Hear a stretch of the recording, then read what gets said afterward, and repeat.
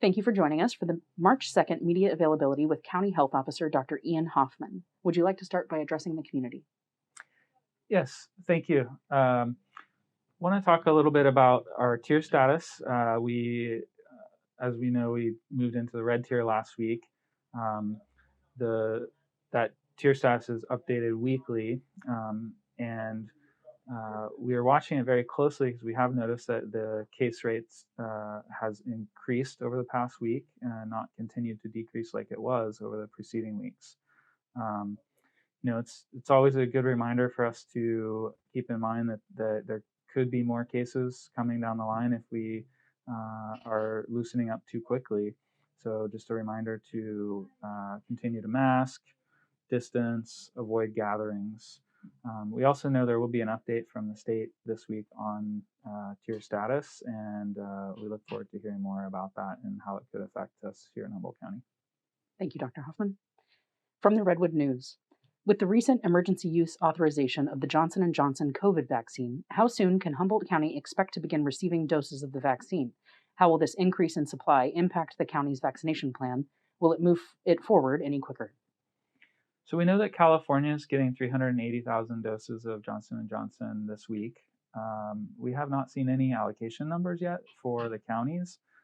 We're hopeful we could get some of that. And so certainly if we do get that, it will increase our availability for appointments and the speed at which we can get people vaccinated. From the Redwood News.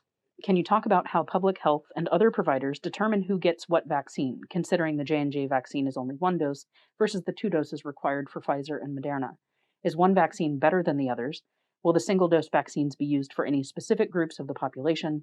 What goes into determining who gets the one-dose vaccine versus a 2-dose vaccine? So another example of how we've, throughout this vaccination effort, we've been met with many challenges, adapting to 2 different vaccines, now a third, different dosing schedules. I think from the standpoint of the efficacy of all 3 of these vaccines, they're all very good vaccines from a individual and public health standpoint. And I think all 3 of them meet a high bar and exceed what we actually could have expected from any vaccine in such a short amount of time. They all decrease death, hospitalization, and severe disease at very high rates. So, I think that we're going to be offering, if we get Johnson & Johnson in Humboldt County, we'll be offering it to many different groups broadly, and allowing people to decide which vaccine they want. But we'd always encourage people to take any vaccine that's offered to you. I think that it's really important to recognize that the faster we can get vaccinated, the faster we're going to get out of this. From the Redwood News. Looking back over the last year and living in a global pandemic, what would you say Humboldt County has done right throughout it? What did we do wrong? Or rather, what could the county have done better during the pandemic? On the flip side, what does the path forward look like for Humboldt County? When do you expect we will return to some sense of normalcy? So, in the early part of the pandemic, I wasn't part of the public health effort and the emergency response here in Humboldt County. I was working as a provider on the patient care side, and so I saw a lot of folks early on who were getting sick and inability to get tested. We saw people struggling to get the right care in the hospital situation because we just didn't know how to even care for these folks. So that was my experience as a provider. I think from what I saw from the outside in Humboldt County, and now having several months on the inside, was that Humboldt County was doing everything right. It was taking all the right precautions, um, taking masking seriously, taking the distancing seriously, and putting measures in place around the county to reduce the spread of COVID.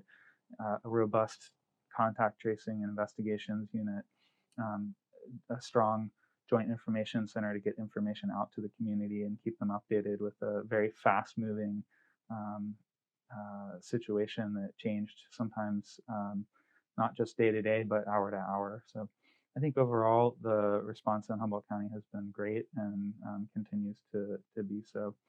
Um, Return to normalcy, uh, as, as we've talked about in the past, um, is a bit of a crystal ball moment, but I think we will see some more return to normalcy in the coming months if we can avoid a surge of new cases.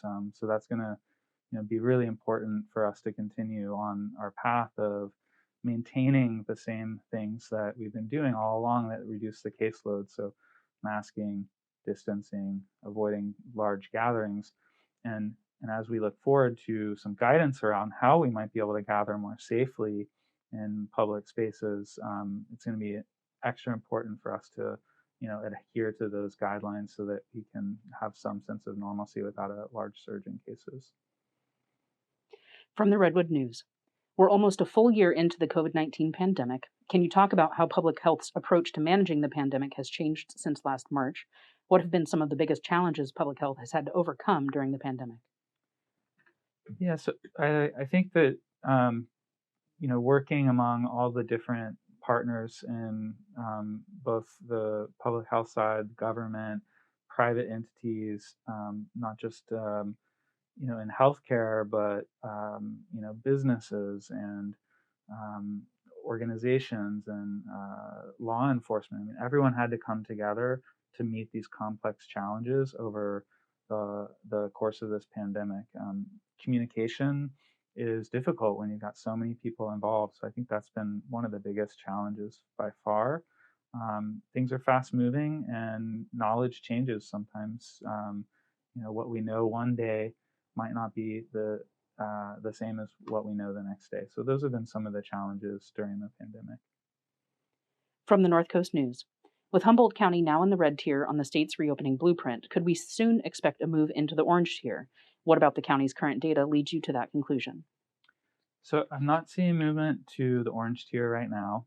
Again, the case count is going up, so that's going in the wrong direction for us to make a move, and could potentially put us back in the purple tier if that move continues dramatically up into purple tier case count metric. From the North Coast News. Monday, March 1st, marked the start of California's transition to an enhanced vaccination network that's designed to make COVID-19 vaccines available to all Californians. Blue Shield said providers and local health jurisdictions may choose to continue in their roles as vaccine providers by contracting with the third-party administrator for performance management and by using the state's MyTurn portal for scheduling vaccination appointments and reporting data to the TPA in the state to provide daily visibility about the network's operation. Will this greatly impact the way Humboldt is administering COVID vaccines now? Why or why not? Yeah, I think it's another example of some of the challenges that have faced the response effort from the beginning, not just with the vaccine, but every stage along the way. Um, this is hopefully an opportunity for us to work closely with the state government and the third party administrator to improve access to vaccine for Humboldt County. So we look forward to those discussions. We haven't yet had the discussions here in Humboldt County. Those are happening this week. So we will definitely have more to report on that after our meeting with the TPA later this week. From the North Coast News. Will the Johnson & Johnson vaccine be given in higher proportions to the rural areas of the county since it can more easily be taken there due to the temperature requirements and because those patients don't have to travel as far to receive a second dose of it? Or will all three vaccines be distributed equally throughout the county regardless of other logistical factors?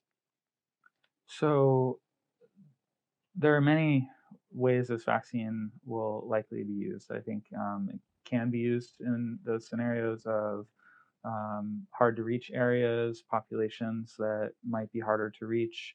I think also some people might just prefer a single vaccine to having to come back 3 to 4 weeks later for a second dose. Um, so we're going to offer it broadly in many different scenarios, and we hope that people, when they're offered a chance to get the vaccine, will go out and get the vaccine.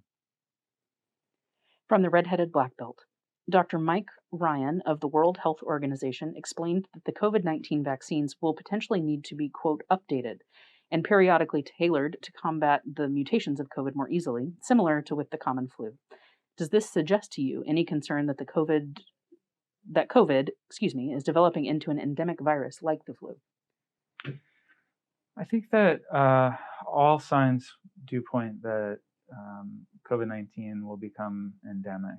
Um, and yes, there's a lot of talk about need for likely updates.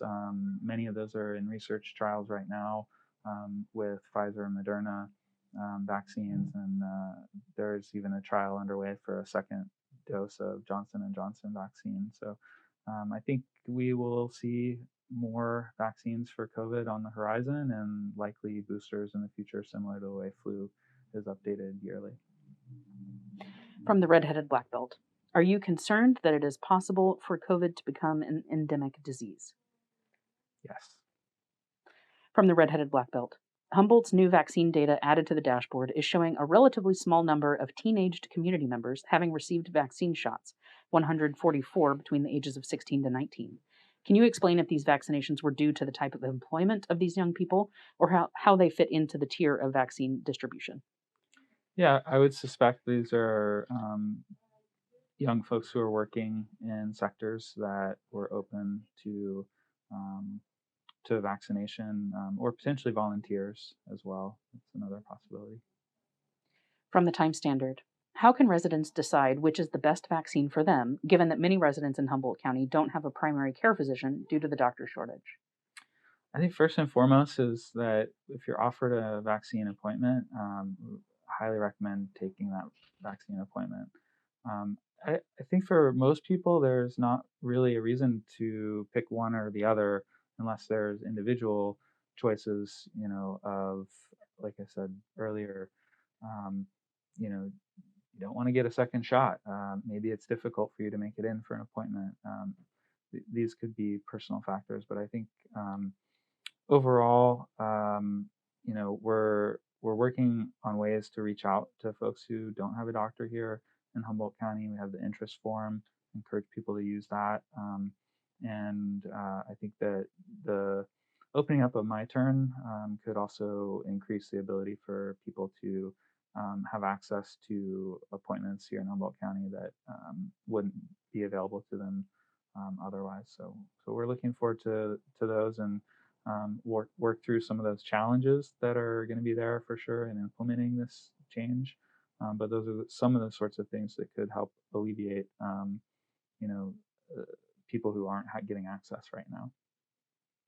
From the Time Standard, many people are saying the Johnson & Johnson vaccine will be the one for the masses, but the efficacy was rated at 70% versus Moderna and Pfizer, which were touted to have 95% efficacy.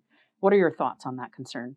I think all three of these are really great vaccines. I mean, if you look at efficacy of vaccines, to have three vaccines that are this efficacious is actually, you know, um, an amazing place to be at this point in the pandemic.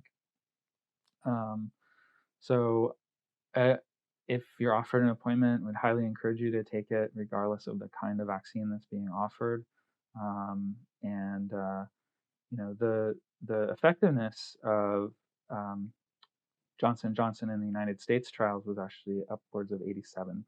So it's still a very good vaccine and has a lot of benefits to it. So I hope that people will consider it and take it when given an opportunity. Thank you, Dr. Hoffman. Thank you.